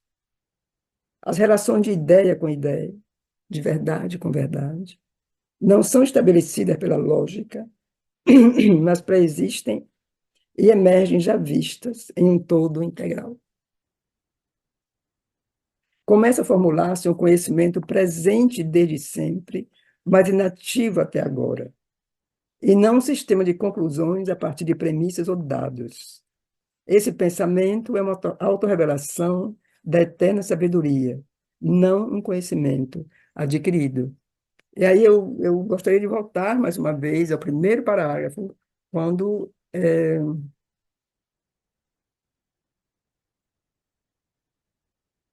que esse pensamento ele se manifesta no pressentimento da divindade. Schrödinger usa essa expressão, né, nesse primeiro capítulo. Então, essa preocupação do homem, quando o pensamento desperta, então, ela se manifesta no pressentimento da divindade, no impulso à perfeição, na busca da verdade pura e da beatitude sem mistura, no sentido de uma secreta imortalidade. Então, quando ele diz aqui um conhecimento presente desde sempre. Minha impressão é que é justamente esse pressentimento, já naqueles antigos tempos, né? É como se é esse pressentimento que justamente que Figueiredo nessa viagem nos traz a isso. É como se forma, então, daquele pressentimento um conhecimento presente desde sempre, mas inativo. Quer dizer, esses pressentimentos, aquele pensamento que começa, tudo isso faz parte dessa viagem. Esse pensamento é uma autorrevelação da eterna sabedoria. Quer dizer, ele não é adquirido, ele revela a si mesmo. Então, vários aspectos da verdade apresentam-se ao campo da visão, nos quais a mente em ascensão pode escolher parar e, satisfeita, viver neles como em uma estrutura, segundo o seu hábito antigo. Mas para progredir, essas estruturas devem expandir-se constantemente para formar uma estrutura maior, ou muitas delas combinar-se para formar um todo provisório maior, no caminho que conduz a uma integralidade ainda inacabada. No final, há uma grande totalidade da verdade, conhecida e experienciada. Mas essa totalidade pode ainda largar-se ao infinito, porque não há fim para os aspectos do conhecimento.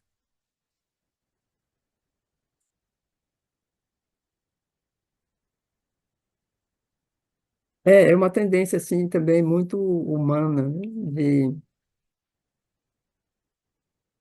se satisfazer com com certa facilidade.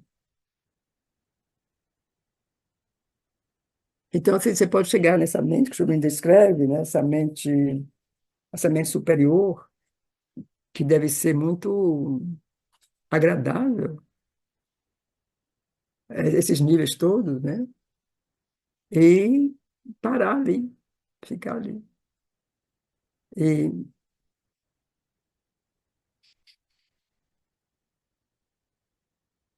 eu não sei também bem quer dizer, são planos ainda que estão, ao menos estão, eu diria, longe de mim. Não sei como é para outras pessoas, mas eu sinto uma.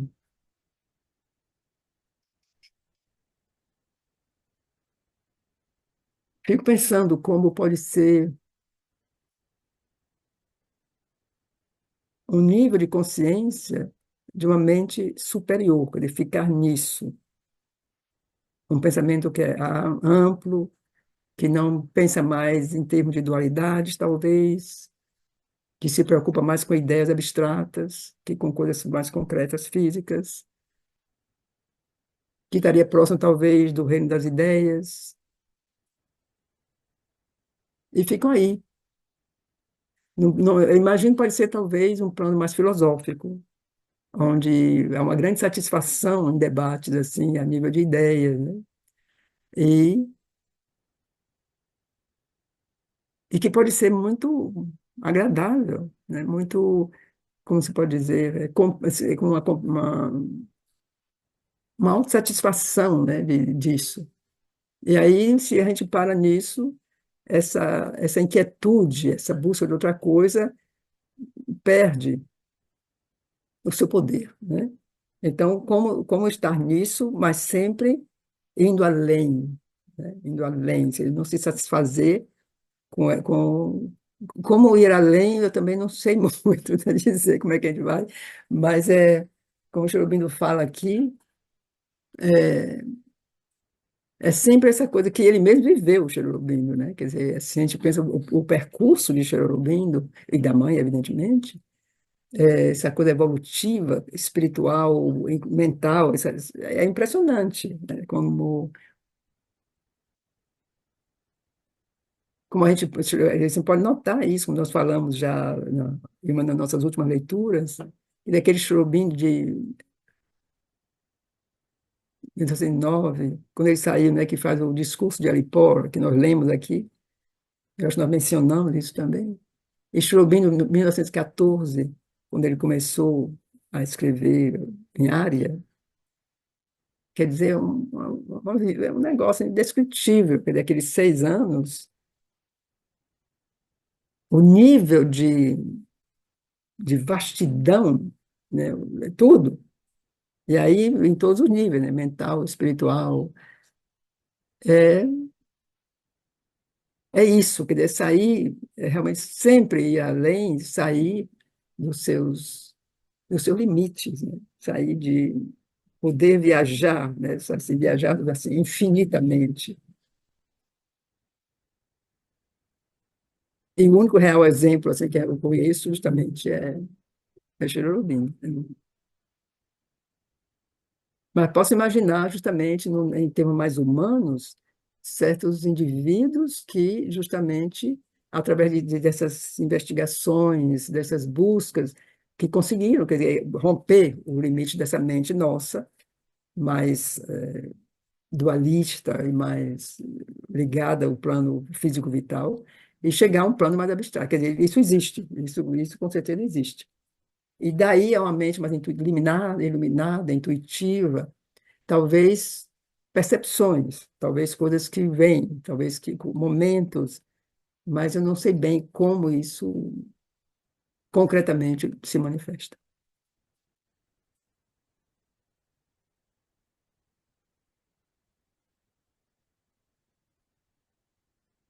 Então,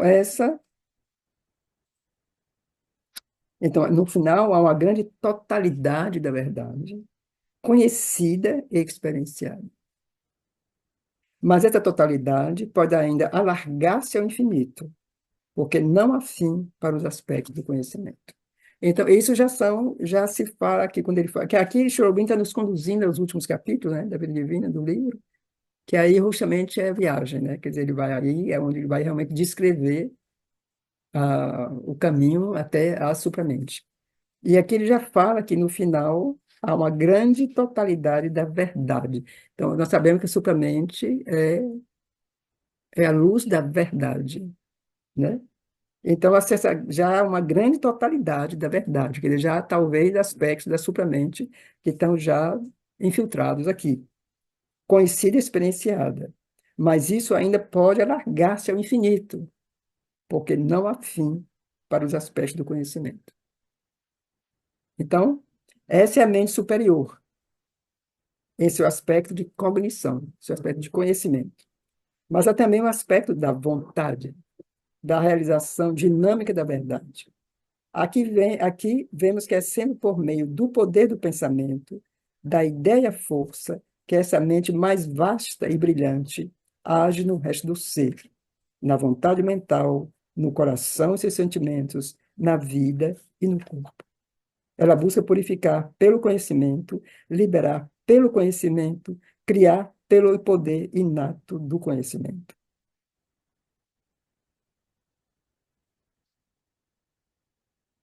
Porque uma das características, digamos, desses planos, quando o Schrödinger fala da supramente, é também o, a ideia, a vontade, a realização, é como que é a mesma coisa. Não tem aquilo de você ter uma ideia e para pensar e vai estudar como realizar. Quer dizer, não tem. Quer dizer, isso é a ação, a vontade, tudo isso é uma coisa só. Quer dizer, você tem isso, a gente não pode imaginar como é que isso funciona, mas ele fala disso. Então, aqui, essa mente superior em seu aspecto de cognição, mas também é o aspecto da vontade de realização dinâmica da verdade. Essa coisa que se realiza, que se manifesta. Então, aqui vemos que é sempre por meio do poder do pensamento, da ideia-força, que essa mente mais vasta e brilhante age no resto do ser, na vontade mental, no coração e seus sentimentos, na vida e no corpo. Ela busca purificar pelo conhecimento, liberar pelo conhecimento, criar pelo poder inato do conhecimento. A ideia é colocada no coração e na vida como uma força que deve ser aceita e elaborada. O coração e a vida tornam-se cônscios da ideia e respondem ao seu dinamismo. Sua substância começa a modificar-se em consequência, de modo que sentimentos e ações tornam-se vibrações dessa sabedoria superior, são impregnadas por ela, cheios de sua emoção e percepção. A vontade e os impulsos vitais são, de modo similar, carregados de seu poder e anelo pela autorrealização. Mesmo no corpo, a ideia age de tal modo que, por exemplo, um pensamento potente de boa saúde e uma vontade potente de estar em boa saúde podem substituir a fé que o corpo tem na doença e seu consentimento à doença ou a ideia de força, desculpe, ou a ideia de força pode chamar a substância, o poder, a moção, a vibração da força. Aqui tem uma nota de Cherubim que diz: a palavra que expressa a ideia tem o mesmo poder se estiver carregada com a força espiritual.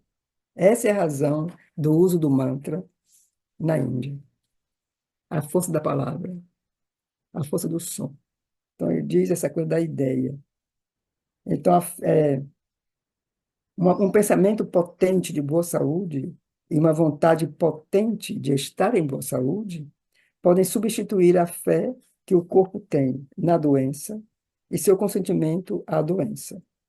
Ou a ideia de força pode chamar a substância, o poder, a moção, a vibração da força. A ideia origina a força e a forma próprias à ideia e as impõe à substância de nossa mente, vida ou matéria.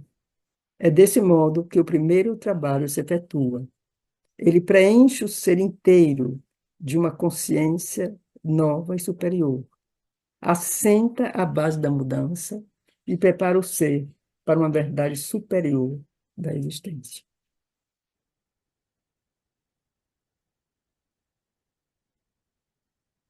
Então, aqui ele vai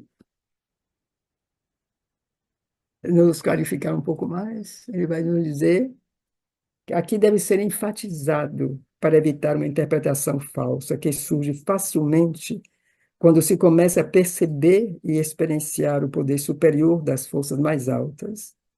Então, deve ser enfatizado que essas forças mais altas, quando descem, não são logo todo-poderosas, como seriam naturalmente em seu próprio plano de ação e seu próprio meio. Na evolução na matéria, elas precisam entrar em um meio estranho e inferior e agir nele. Enfrentam aí as incapacidades de nossa mente, vida e corpo, enquanto a falta de receptividade ou a recusa cega da ignorância são sujeitas à negação e obstrução da inconsciência. Em seu próprio plano, elas atuam em uma base de consciência e substância de ser luminosas e são automaticamente efetivas. Mas aqui, elas devem enfrentar os alicerces já sólidos da insciência. Não apenas da insciência completa da matéria, mas da insciência atenuada da mente, do coração e da vida. Então, quando ele fala aqui da ideia que pode chamar a substância, o poder, ele está falando isso, digamos, nessa descida, como ela, como ela pode ser, como ela deveria ser.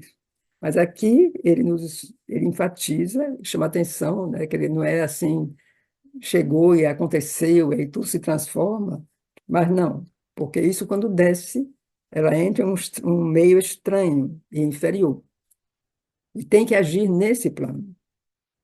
Aí enfrentam as incapacidades de nossa mente, vida e corpo, enquanto a falta de receptividade ou a recusa cega da ignorância são sujeitas à negação e obstrução da inconsciência. Bom, basta a gente ler assim, a agenda da mãe e a gente vê como ela fala disso tanto, essa coisa e ela fala do pequeno, né, que o yoga do corpo, essa relação do corpo, é tudo como que muito sutil, a gente não, quase que não vê, e aí, a certo momento, tem que recomeçar, né? É como se é muito, essas forças têm que descer, e aí tem essa resistência toda. E aí primeiro tem que passar, quer dizer, tem que descer essa mente superior, essa mente intuitiva, tudo isso a gente tem que não só subir, mas fazer descer isso tudo. E porque em seu próprio plano, né, esses planos de consciência, essas forças, essas ideias, atuam em uma base de consciência e substância de ser luminosos e são automaticamente efetivas. Mas aqui elas devem enfrentar os alicerces da sólida da ciência. Não apenas da ciência completa da matéria, total, mas da ciência atenuada da mente, do coração e da vida. Assim, a ideia superior, ao descer na inteligência mental desenvolvida, deve, mesmo nesse plano, superar a barragem de uma massa ou um sistema de ideias formadas pertencentes ao conhecimento e ignorância e vencer essas ideias que persistem e querem realizar-se. É, é, é claro, mesmo quando o ser, o indivíduo, ele está passando, né, esse nível mais alto, esse nível está descendo, está vendo esse movimento, ele carrega também toda essa obscuridade, toda essa dificuldade, todo esse peso da matéria, essas coisas que são essa insciência atenuada da mente, essa mente dual que não acredita, que não quer. Então, tudo isso tem que ser vencido em todos os planos. Tem que ser vencido no plano da mente, no plano vital e no plano físico. Então, E isso justamente é o que aprende, o que a gente aprende, né, com a mãe Cherubino, aprende no sentido de que a gente lê e sabe, né, como a, a batalha, né, que é o esforço, assim, o trabalho que isso representa.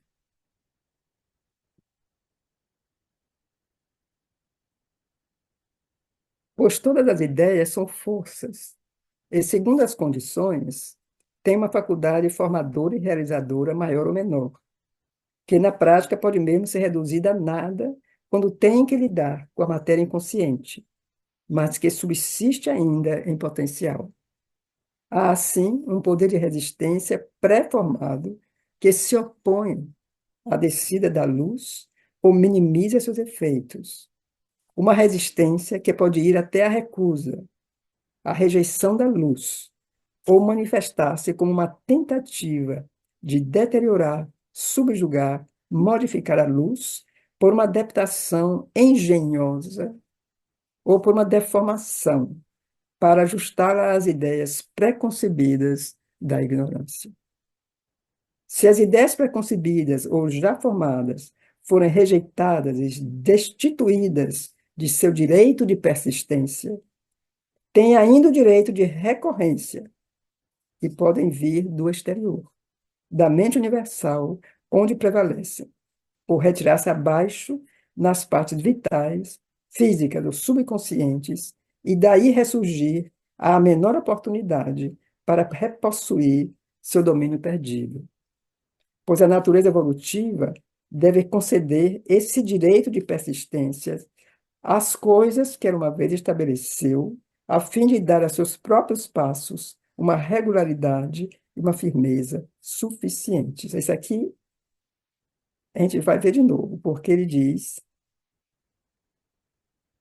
a natureza evolutiva deve conceder esse direito de persistência às coisas que ela uma vez estabeleceu. Quer dizer, na descida, né, quando ela desceu, quando a consciência, né? Então, é, se manifestaram esses planos de consciência, essas resistências, tudo isso se manifestou em certo plano, porque era necessário a evolução. Agora, nessa evolução, quer dizer, quando ela tem realmente que esses planos têm que descer, essa consciência tem que se elevar, então aí isso tudo tem, exerce seus direitos, eles foram manifestados, então elas vão lutar para continuar a existir. E daí a importância no Yoga Shrobindo da transformação. Quer dizer, isso tem que ser transformado, né? Isso não tem para onde ir, quer dizer, tem que se tornar, a partir daquilo, se tornar outra coisa. Porque como tudo faz parte da criação, nada pode ser excluído da criação. Não tem um lugar onde pôr, assim, não tem um lixinho ali onde você coloca essas coisas, porque tudo está na criação. Então, tudo isso tem que ser transformado.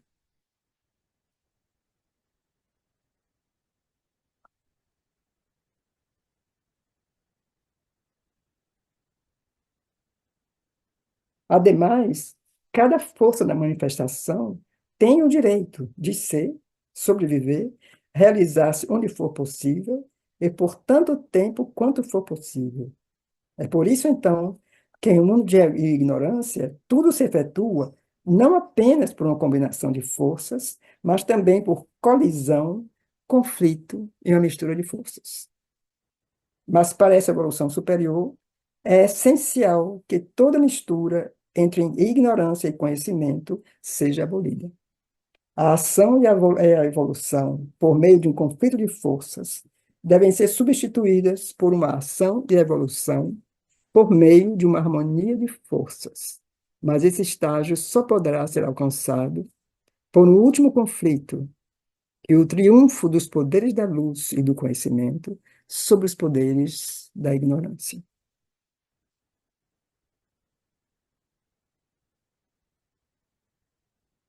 Nos níveis inferiores do ser, no coração, na vida e no corpo, ocorre o mesmo fenômeno e em uma escala mais intensa, pois aí não são ideias que devem ser confrontadas, mas emoções, desejos, impulsos, sensações, necessidades e hábitos vitais da natureza inferior. Estes, tudo isso, visto que são menos conscientes do que as ideias, são mais cegos em suas reações e afirmam-se com mais obstinação. Todos têm o mesmo poder, ou maior, de resistência e recorrência. Ou se refugiam na natureza universal circunconsciente, em nossos próprios níveis inferiores, ou no subconsciente, em estado de semente. E de lá têm o poder para novas invasões ou ressurgências. Esse poder de persistência, recorrência e resistência das coisas estabelecidas na natureza é sempre o grande obstáculo que a força evolutiva deve encontrar, o qual, aliás, ela mesma criou, esse obstáculo, né? A fim de impedir uma transmutação demasiado rápida, mesmo sendo essa transmutação sua própria intenção final nas coisas.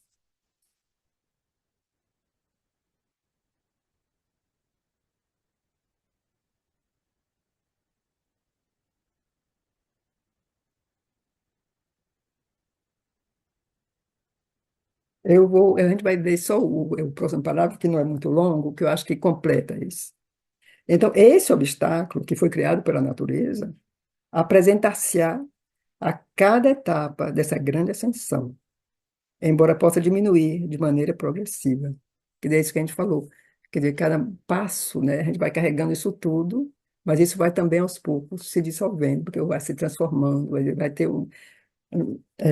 para que a luz superior possa verdadeiramente entrar em nós e agir com a força adequada, é necessário adquirir o poder de aquietar nossa natureza, apaziguar, tranquilizar, impor uma passividade controlada ou mesmo um silêncio completo na mente, coração, vida e corpo. Mas mesmo assim, uma posição contínua, aberta e tangível, pode persistir na força da ignorância universal, ou uma oposição subliminar e obscura na substância energia da constituição mental do indivíduo, em sua forma vital e seu corpo material. Uma resistência oculta, revolta ou reafirmação de energia da natureza ignorante, mesmo quando foram controladas ou reprimidas, é sempre possível. E se algo no ser consentir, poderão retomar o poder. Um controle psíquico estabelecido antes é muito desejável, porque cria uma receptividade geral e impede a revolta das partes inferiores contra a luz ou seu consentimento às exigências da ignorância.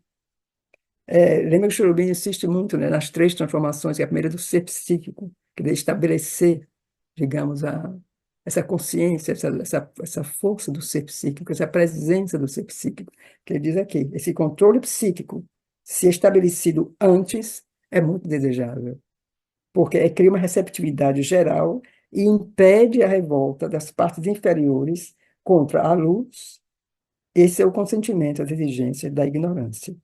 Uma transformação espiritual preliminar também reduzirá o domínio da ignorância. São as transformações primeiras, né? Espiritual, psíquica e espiritual. Mas nenhuma dessas influências elimina completamente sua obstrução e limitação, pois essas mudanças preliminares não trazem a consciência e o conhecimento integrais. A base original da insciência própria, o inconsciente, continua, e é necessário a cada passo mudá-la, eliminá-la, diminuir a extensão e a força de suas reações. O poder da mente espiritual superior e sua ideia-força, modificada e diminuída por sua entrada em nossa mentalidade, não é suficiente para varrer todos esses obstáculos e criar o ser gnóstico, mas para efetuar uma primeira mudança, uma modificação que tornará possível uma ascensão mais alta e uma descida mais poderosa, e preparar ainda mais a integração do ser em uma força superior de consciência e conhecimento. Então, nós vamos parar por aqui e porque acho que talvez algumas perguntas vão surgir. Foi um, é um texto assim que vai ficando cada vez mais, é, nos próximos capítulos também, vão ficar assim muito difíceis, né? Porque no sentido de que é, Shrubindo trata de níveis que estão fora do nosso alcance no momento, e aumenta a maioria de nós. E, então fica assim num plano muito. A gente tenta, né? Assim, e tentando abarcar alguns elementos, mas é muito difícil. É muito difícil. E o que de certo modo, me apaixona, me toca muito, é a qualidade do texto e essa certeza das possibilidades, né? Quer dizer, é como se falar disso, poder ler sobre isso, é como ir abrindo possibilidades, né? Chamando isso, confirmando isso. Então, é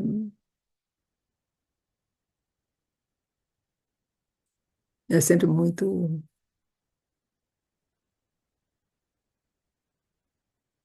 eu nem sei dizer o quê, eu diria assim, muito, uma coisa que nos eleva, né? Uma coisa que nos põe num certo estado também, assim, que não diria meditativo, mas num estado talvez de observação de nós mesmos, de observação das coisas em torno. E uma coisa que me veio lendo, essa coisa desses poderes que estão aí, essas forças, é aquilo que a mãe, eu acho que sobretudo a mãe, ela dá assim, exemplos, ela insiste nisso, que muitas coisas que a gente sente, achando que são nossas, sobretudo no nível das emoções, mesmo dos pensamentos, vêm de fora, né? Que ela fala sobretudo assim, ela dá exemplos, né? Como uma coisa que não é sua. E aí são as coisas que nós devemos insistir muito, não? Quando você tem certos pensamentos que embaixo, eu bem diz, né? Nossa mente, nosso cérebro, não, nosso cérebro, a mente é uma praça pública, né? Não tem controle, vem, vai, não, né? Isso, não poder parar desse pensamento, é uma maquininha, né? Que fica produzindo pensamentos. E então ele fala disso, é como se isso vem de fora, quer dizer, não achar que tudo isso é seu. Então, há muito desse movimento, dessas influências, dessas coisas que vêm nas emoções, nas sensações, na mente, que não nos pertencem, que vêm de fora. Então, quando a gente lê isso aqui, esses obstáculos, como diz aqui, essas invasões, essas coisas que vêm, essas coisas vêm, muitas delas vêm de fora. E aí encontra nossa fraqueza, nosso ponto fraco, né, o ego, outras coisas, outros elemento, né? Uma certa nostalgia de certas coisas emocionais.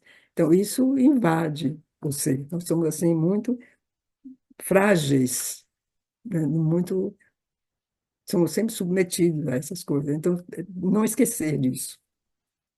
Então, agora vamos ver se alguém tem alguma pergunta ou algum comentário a fazer.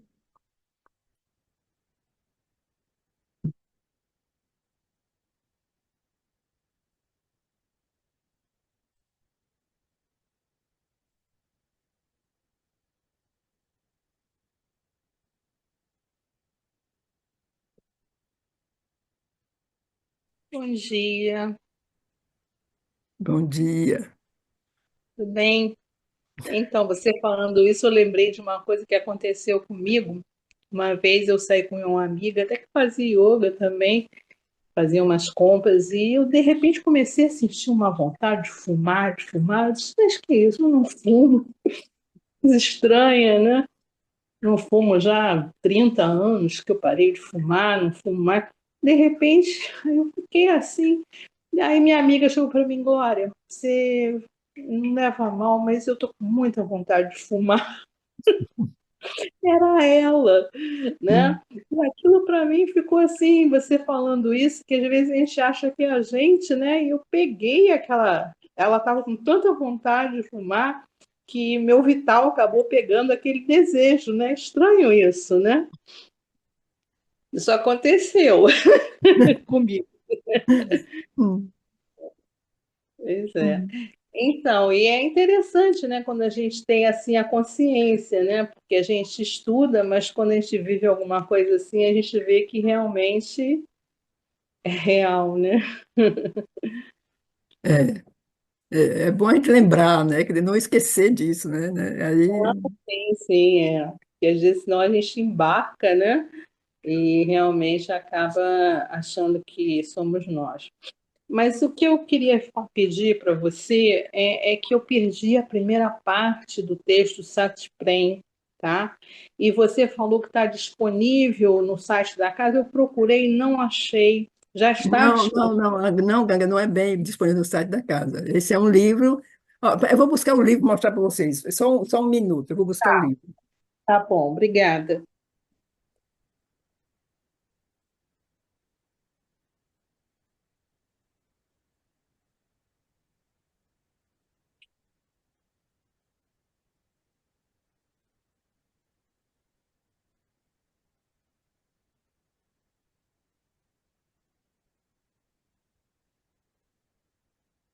Então, o livro é esse aqui.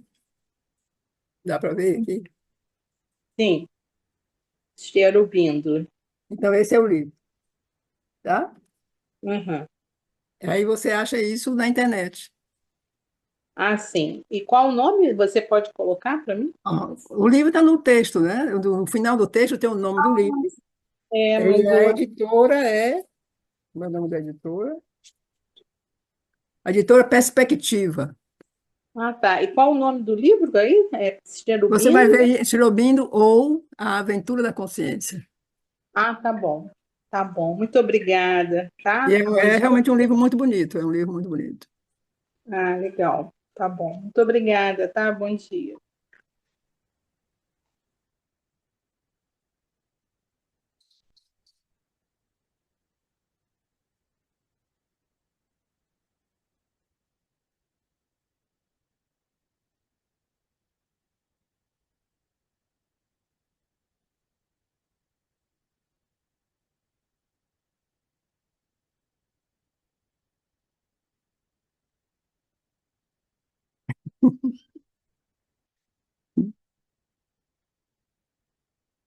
Mais alguma pergunta? Algum comentário?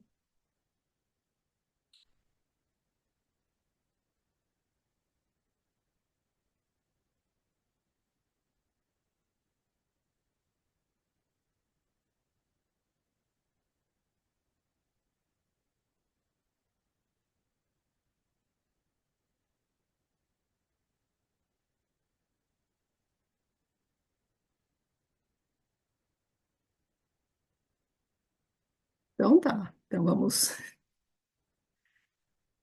vamos nos despedir. Vamos. Passem um bom domingo, uma boa tarde de domingo. E provavelmente é domingo próximo. Domingo, oi, Paulo.